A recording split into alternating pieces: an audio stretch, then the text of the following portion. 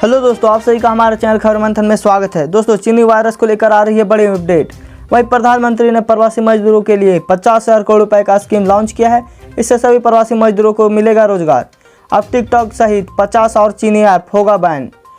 Sushant Singh Rajput case में बड़ा खुलासा, पूछताछ से चला है पता। अब सरकार द्वारा भेजे गए अगर 6,000 रुपये आपके खाते में नहीं आया तो करे यह काम। चीनी वायरस की टीके को लेकर इस देसी कंपनी ने किया है दावा। 900 साल बाद लगने वाला सूर्य ग्रहण इन राशियों के लिए हो सकता है काफ़ी खतरनाक। गलती से भी ना करें यह काम। तो ऐसी तमाम महत्वपूर्ण खबर देखने के लिए आप इस वीडियो के अंत तक बने रहे। झारखंड में एक बार फिर से मिले 45 नए संक्रमित। झारखंड में एक बार फिर से 45 नए पॉजिटिव मरीज मिले हैं। शुक्रवार को सिमडेगा में 21, हजारीबाग में 8, रांची और पूर्वी सिंहभूम में 6, लोहरदगा में 3 तथा चतरा में 1 नए मरीज की संक्रमित की पुष्टि की गई है। इन सभी को मिलाकर झारखंड में संक्रमितों की संख्या 1965 पर पहुंच गई है। झारखंड बोर्ड के 10वीं और 12वीं के रिजल्ट को लेकर आ रही है बड़ी खबर। जैक काउंसिल ने 10वीं और 12वीं के रिजल्ट को लेकर तारीख अनाउंस कर दिया है। जी हाँ दोस्तों, अगर हम 10वीं की बात करें तो 10वीं का रिजल्ट जुलाई के पहले सप्ताह तक जारी किया जा सकता है। वही 12वीं का रिजल्ट जुलाई के अंतिम सप्ताह तक जारी किया जाएगा। 10वीं की जांच प्रक्रिया लगभग पूरी तरह से तय हो गई है। वही 12वीं की 25 जून तक पूरा हो जाने की संभावना जताई जा रही है। पीएम मोदी ने लॉन्च की गरीब कल्याण रोजगार अभियान। 50,000 करोड़ रुपए की है यह स्कीम। पीएम नरेंद्र मोदी ने आज गरीब कल्याण रोजगार अभियान लॉन्च किया है। पीएम मोदी ने ग्रामीण भारत में रोजगार मुहैया कराने के लिए बिहार खगड़िया में इसकी शुरुआत कर दी है। इस स्कीम के तहत जो प्रवासी मजदूर वापस अपने घर लौट चुके हैं उन सभी को रोजगार दे रही है सरकार। 6 राज्यों के 116 जिलों को मिलेगा इस अभियान का फायदा। सरकार अलग अलग राज्यों से लौटने वाले मजदूरों की स्कीम की मैपिंग कर रही है। प्रवासी मजदूरों के लिए 25 अलग अलग प्रोजेक्ट होंगे जिससे उन्हें रोजगार का मौका मिल सकेगा। अब रेहड़ी पटरी वालों को फिर से काम धंधा शुरू करने के लिए सरकार स्कीम के लिए दे रही है पैसे। केंद्र सरकार ने चीनी वायरस के लॉकडाउन में लगाए गए बंदी के कारण ठप हो चुका रोजगार के लिए सरकार फिर से दे रही है पैसे। प्रधानमंत्री SV निधि स्कीम के तहत स्ट्रीट वेंडर्स अपना धंधा दोबारा शुरू करने के लिए 10,000 रुपये का लोन ले सकते हैं। इसके बाद 1 साल में मासिक किस्तों के जरिए कर्ज लौटाया जा सकता है। वित्त मंत्री निर्मला सीतारमण ने आत्मनिर्भर भारत पैकेज की जानकारी देने के लिए कहा कि प्रधानमंत्री SVB निधि योजना के जरिए 50 लाख स्ट्रीट वेंडर को इसका फायदा मिलेगा। उज्ज्वला योजना में बड़ा बदलाव, फ्री में खरीद सकते हैं LPG सिलेंडर। देश में उज्ज्वला योजना के तहत LPG कनेक्शन वाले ग्राहकों को कोयला संकट के बीच एक और बड़ी राहत मिल सकती है। जानकारी के मुताबिक तेल कंपनियां EMI डिफरेंट स्कीम की याद अगले साल तक बढ़ा सकती है, जो कि इस साल जुलाई 2020 में खत्म हो रही है।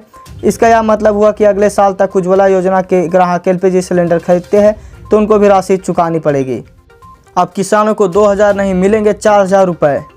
किसानों के लिए खुशखबरी निकल कर आ रही। PM किसान सम्मान निधि योजना के तहत 1 अगस्त से 2,000 रुपये की 6ठी किस्त मिलने जा रही है। साथ ही जिन किसानों को अब तक 5वीं किस्त नहीं मिली है तो उन्हें 5वीं और 6ठी दोनों किस्त 4,000 रुपये राशि दी जाएगी। आपको बता दें कि अगर किसान के खाते में 2,000 रुपये की किस्त नहीं आई तो उनके लिए परेशान होने की ज़रूरत नहीं है। PM किसान वेबसाइट के मुताबिक अगर किसी किसान के खाते में इस योजना का पैसा नहीं पहुँचा तो उसे अगली किस्त में पूरा पैसा बैंक खाते में क्रेडिट कर दिया जाएगा। बता दें कि सरकार लगातार किसानों को आर्थिक रूप से मजबूत करने के लिए प्रयासरत है। राज्यसभा इलेक्शन में शिबू सोरेन और दीपक प्रकाश जीते। भाजपा उम्मीदवार को मिले सबसे ज़्यादा 31 वोट।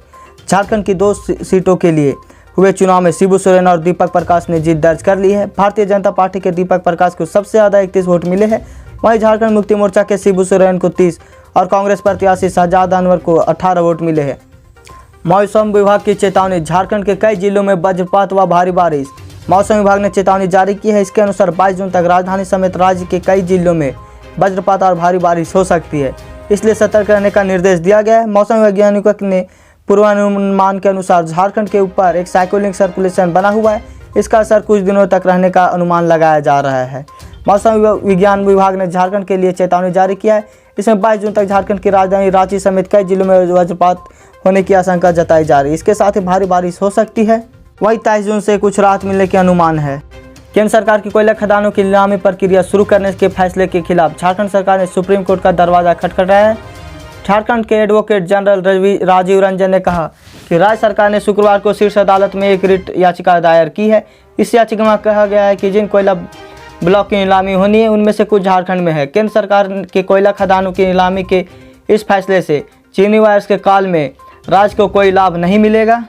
आपको बता दें कि इस सप्ताह की शुरुआत में प्रधानमंत्री नरेंद्र मोदी ने वाणिज्य खनन के लिए 41 कोयला खदानों की नीलामी शुरू की थी और भारत के लिए आयात कम करके ऊर्जा के क्षेत्र में आत्मनिर्भर बनने के लिए आह्वान भी किया है।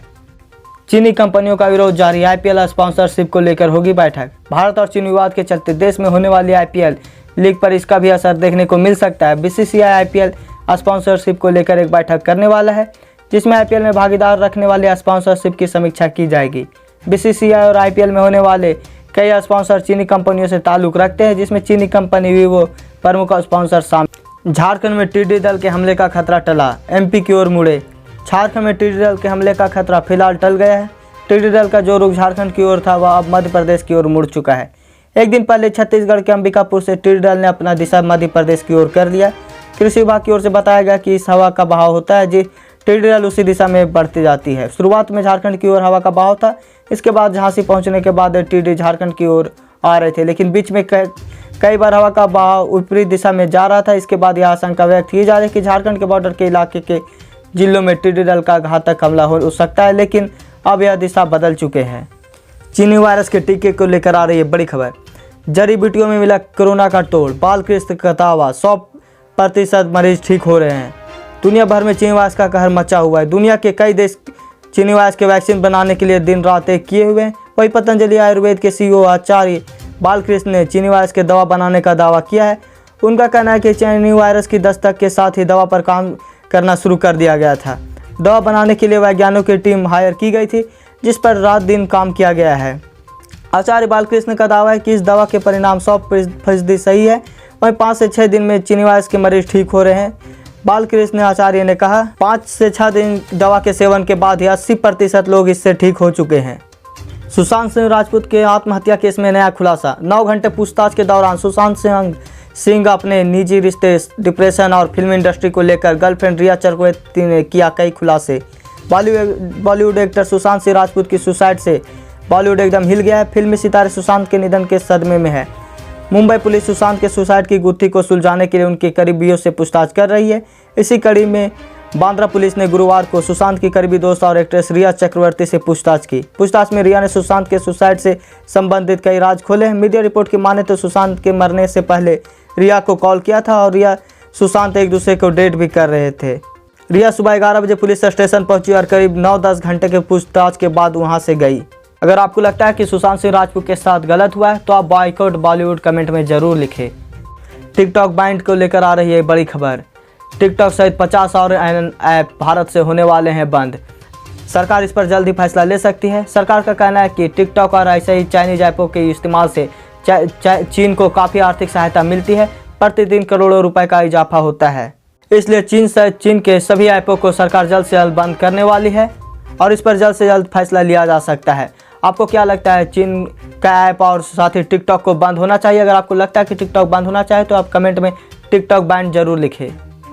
चीनी सामान के बहिष्कार को लेकर कैट ने जारी किया 3000 प्रोडक्ट की लिस्ट।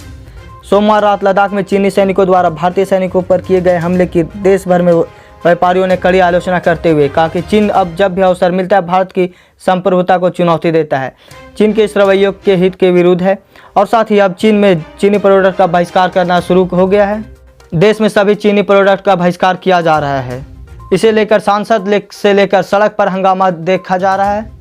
देश में चीनी उत्पादों के बहिष्कार को लेकर संसद से लेकर सड़क तक अब आवाज़ उठने लगी है। चीन की हरकतें और उसके उत्पादों का बहिष्कार करने को लेकर बीते मंगलवार से सोशल मीडिया और सड़क पर विरोध प्रदर्शन जारी है। अगर आप भी चाइना के प्रोडक्ट को बहिष्कार करते हैं तो कमेंट में बायकॉट चाइनीज प्रोडक्ट जरूर लिखें। कल लगने वाला सूर्य ग्रहण 900 साल बाद लगेगा। साल का पहला सूर्य ग्रहण 21 जून को लग रहा है। एक ग्रहण आषाढ़ मास की अमावस्या पर लग रहा है। शनिवार की रात में सूतक काल लग जाएगा। सूतक काल सूर्य ग्रहण के 12 घंटे पहले शुरू हो जाता है। वहीं चंद्र ग्रहण का सूतक काल 9 घंटे पहले शुरू होता है। ग्रहण का सूतक काल 20 जून की रात 9:52 से शुरू होने वाला है। रविवार की सुबह 9:15 से सूर्य ग्रहण शुरू हो जाएगा और 12:10 में दोपहर के कुछ देर के लिए हल्का अंधेरा सा छा जाएगा।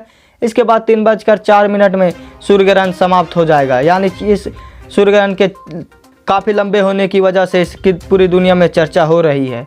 शास्त्रों के नियम अनुसार के दौरान इस ग्रहण में किसी भी तरह के अशुभ कार्य नहीं किए जाते, जैसे पूजा पाठ आदि ग्रहण के दौरान करना शुभ नहीं माना जाता है।